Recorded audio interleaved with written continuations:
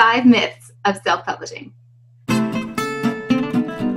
Myth number 1. Self-publishing is only for people who can't get a traditional publishing deal. Did you know that some of your favorite New York Times bestselling authors are now indie publishers? Because there are so many options for them to take on the publishing process themselves. Myth number 2.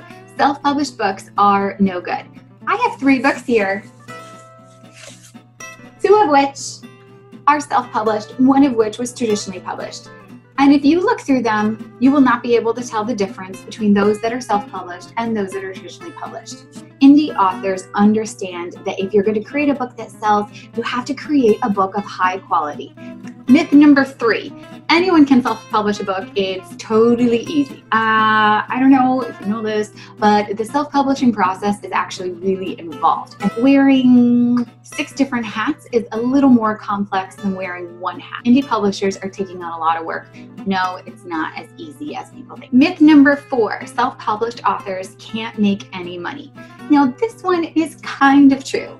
There are some self-published authors who can't really sell more than 1,000 books. Now, no one's going to get rich selling only 1,000 books. As soon as you publish your book, you can instantly raise your rate. Having your book, having a library of books that your readers can assess your expertise and your knowledge instantly gives you the credibility and expertise that you've had all along. It's just now in a book, and people take books seriously. So self-publishing a book really allows you opportunities that you wouldn't have had you never self-published a book.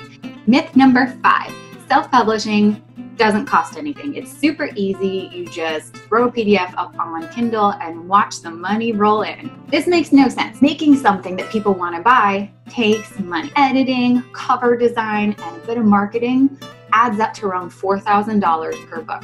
So no, self-publishing does cost a bit of money.